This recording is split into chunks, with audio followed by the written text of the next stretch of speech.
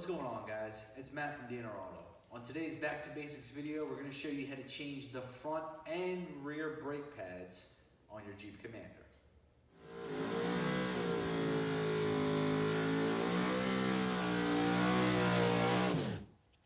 So the first thing you're going to want to do, if you don't have an awesome impact gun like I do, while the vehicle is on the ground so the tires can't turn or the wheels can't turn, you're going to want to go ahead and break free all of your lug nuts. Just make sure that you can turn them a tiny bit, so that way when you get it up in the air, you won't have any problems taking them all the way off.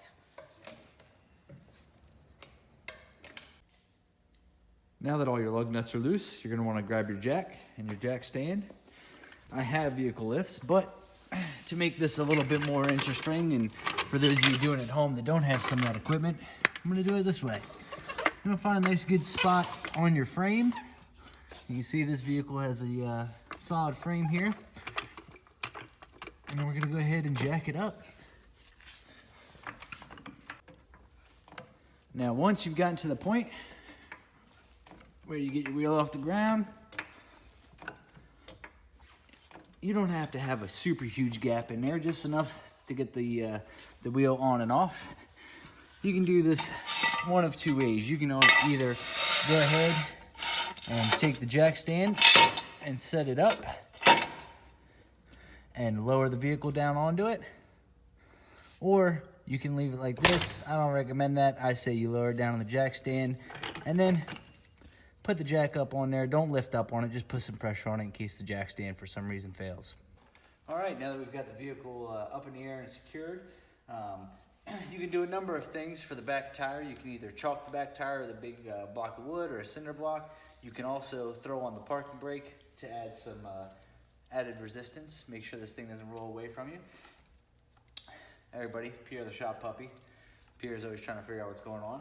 But now that we've got it up in the air, we're going to go ahead and take the wheel the rest of the way off.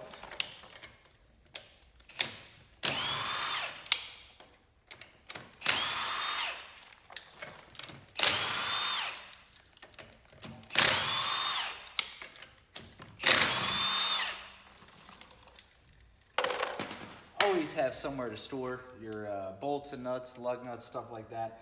You'll end up kicking it across the driveway or the floor and having a hard time finding it again.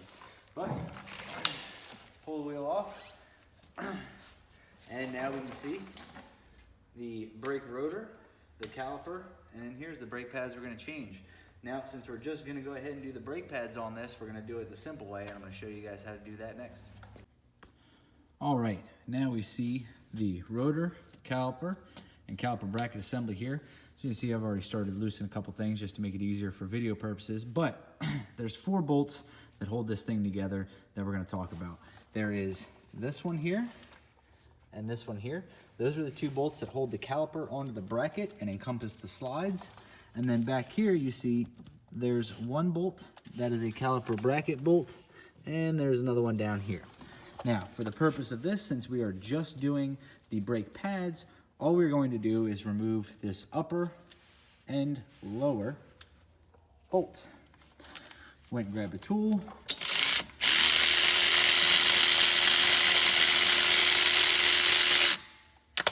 It gets to a point where it stops spinning.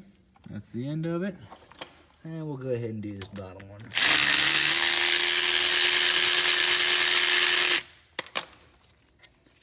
Like I said earlier, have a good place to store your nuts and bolts or you will lose them. Now we're here. As you can see, it's going to be kind of tight on there. So I'm going to go grab another tool and we'll take it all the way off. Now to go ahead and get this off, you can use a number of things. Either a little pry bar, or if you have a flathead screwdriver, and then just pry against it nice and gently. You may have to work it back and forth because it's old, it's rusted, it's been on there. But eventually, you'll be able to get it off.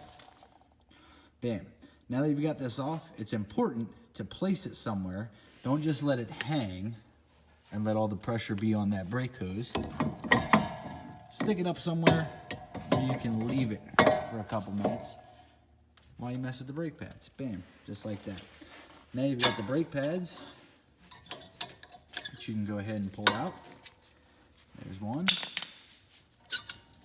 there's two, and we're gonna talk about something very important that a lot of people fail to do because they fail to get good brakes that have it, but we're also going to replace the hardware.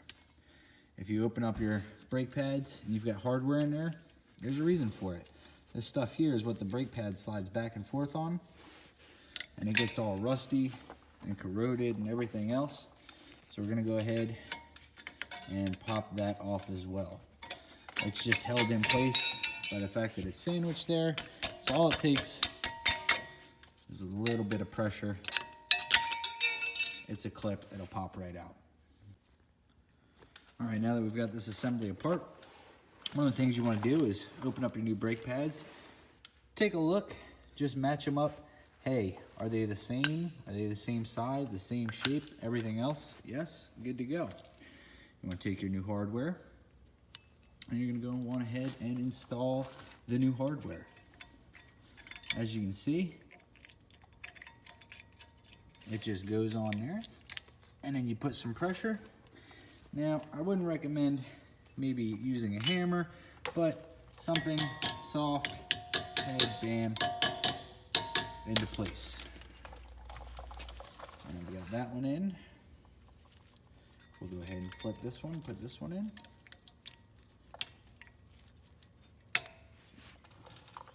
And like I said, just give it some light taps. Make sure it seats into place. Then you can go ahead and grab your brake pads. These brake pads do not have what I call screamers on them, which are the little pieces that come off here and make noise against your rotor when it's time to change your pads. So these don't have them. So it doesn't matter which one's inside or which one's outside, they're both the same. You're gonna slide that in there, grab yourself another one, do the same thing with the back.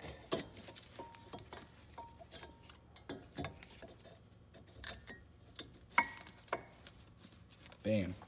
You want to make sure you put them up nice and tight against the rotor because it's going to make it much easier to go back together once we compress the caliper. Now we're at the point where we want to go ahead and compress the caliper. Now, I have a fancy tool for this. This caliper on this Commander happens to be a dual piston. There's single and dual piston calipers.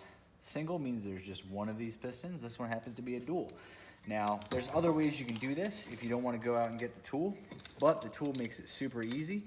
You can go ahead, and what you can do is take an old brake pad, you can shove it up against there, it doesn't matter how you do it, upside up, upside down, whatever, and then go ahead and use a C-clamp to clamp. But with a dual piston, you're going to want to work back and forth to compress both of those pistons evenly. You're probably not going to be able to get it on the center to do it at once. This tool here allows you to do just that. You get on it, and you don't even need to use a brake pad. Now, when compressing your caliper, there should be some resistance. It shouldn't just like fall right into place without barely pushing on it. But if you have a problem with your caliper and your caliper's locked up, you'll notice that as hard and hard and hard and hard as you can push, it won't compress. This one compressed just fine. Looks good to go. So now we're going to go ahead and continue on with the reassembly. We're going to line this back up once I untwist the brake hose that I twisted up, and it's going to slide right over into place. Now what you're going to want to do is the slide in here, push it in, it'll move back and forth, do that on upper and lower, and then find, remember I said you guys want to have a good place to put your screws, your bolts. This is why you're holding it up there. You're going to want to go ahead and get it in there, line that up, and start threading it in.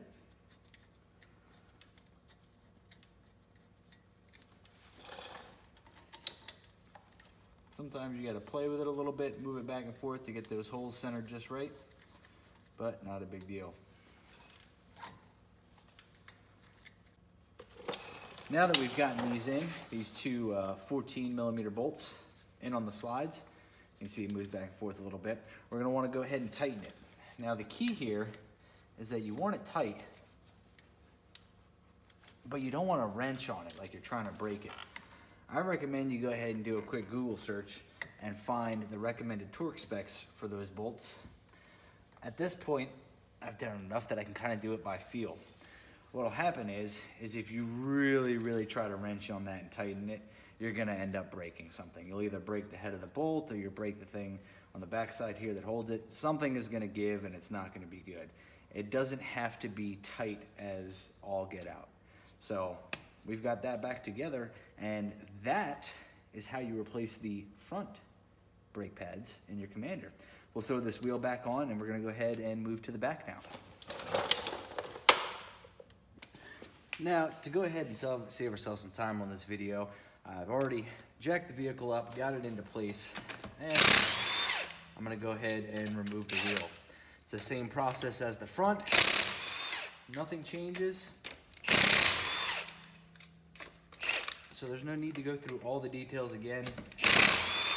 If you guys are just now tuning in or need to know the information, go ahead and hit rewind, go back to the front of the video.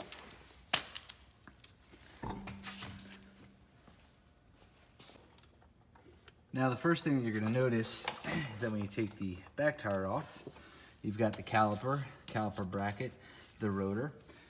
This one is a different design than the front, so it's going to look quite different.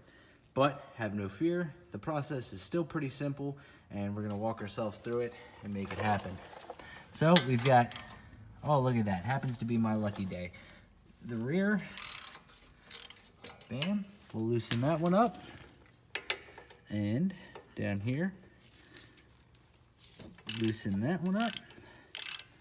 Now, I'm gonna go ahead and get my trusty gun.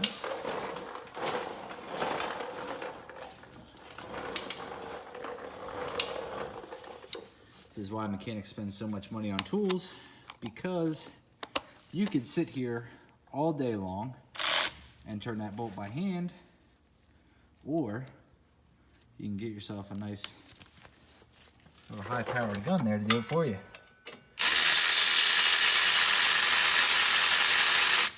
Same kind of process. Go ahead and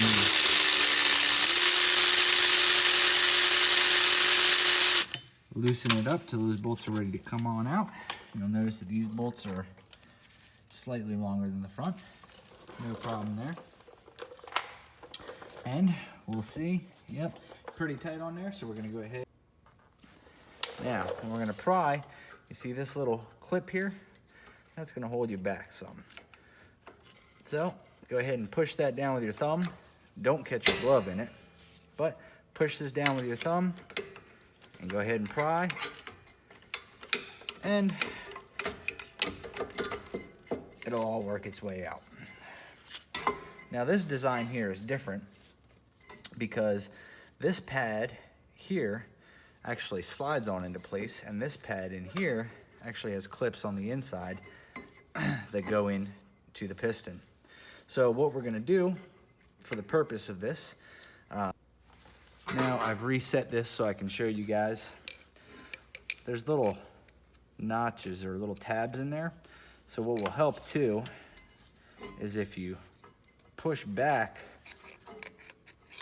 on the brake pad, you see you'll be able to clear that. And then you can go ahead and get this out. This one's gonna wanna get jammed up on me. It's not a big deal. We'll still go ahead and lift it out. And as you can see, that is the front pad assembly. Now the reason I did the front pad first is because I want to leave this inside pad in there because I'm going to use that inside pad to compress the caliper. Now as we talked about, the front had a dual piston caliper, this one has a single. I've got a tool for a single piston caliper, but the same thing can be done with a C-clamp. I just happen to have a tool for it. So we're gonna go ahead and compress that. And we wanna use the old pad to do this, not the new pad, because we don't wanna mark it up. Now that that is fully compressed and seated, I'll go ahead and pop my tool out. And all you have to do to remove this pad pull it out. Now we're gonna go ahead and do the same thing with the hardware. This time, I've got a hammer and my flathead, so I'm slightly more prepared. You're just gonna wanna go ahead and pry this off the caliper there. Bam. Now we're gonna go ahead and start reassembly. Now that we're gonna go ahead and start reassembly, we've got our new hardware here. That's just gonna go right into place there. As you notice on the inside, it's dented in. That's gonna be so it's centered up. So if you're having some trouble, you may be too far back or too far forward, whatever, for that to work. We're gonna go ahead and tap that into place. Make sure it's nice and seated. We're gonna do the same on the upper. On the upper, it's a little easier because you can see where that part is dented in to line up. Now, as far as the brake pads go, the rear is gonna be a little bit trickier than the front, but no worries here, we're gonna get it done. When installing the inner pad, all you have to do is take this and push it in. Because they're new, it may take you a few attempts, maybe a little hard to do, but stick with it, you'll get it done. Push it in. Now for the outside pad, now if you guys remember, this is the pad that has the spring-loaded clip here. And as you'll notice too, they are marked R and L. So, because we're on the driver's side, we're gonna go ahead and use L. What we're gonna do here is you're literally going to slide these into place. Give them a nice little smack there. And the dimples in there will line up. Now, we can go ahead and put our pad on like that. I'm gonna change the camera angle so I can show you guys what you have to do at the bottom of these pads.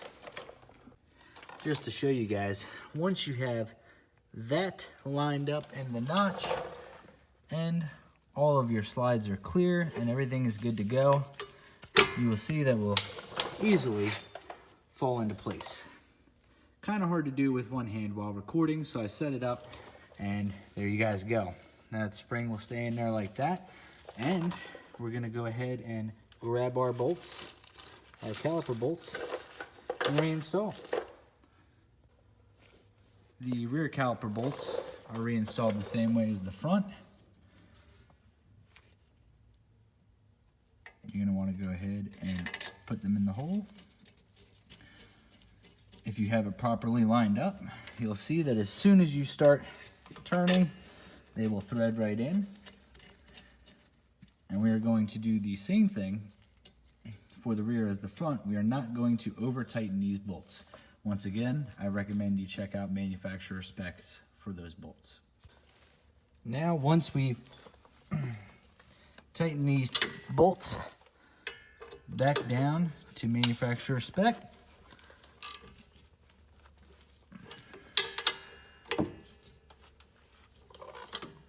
we can go ahead, reinstall the wheel, lower it down, check the torque on the lug nuts, repeat everything on the other side, and you will be all done. The last thing I wanted to mention is that when you start your car for the first time, after changing all your brake pads out, or any brake pads for that matter, you're not gonna have any brake pedal initially. So the first time you start your vehicle, go ahead and give the brakes a pump. Pump them a few times and you'll feel them get hard and grab. Once they get hard and grab, you're good to go.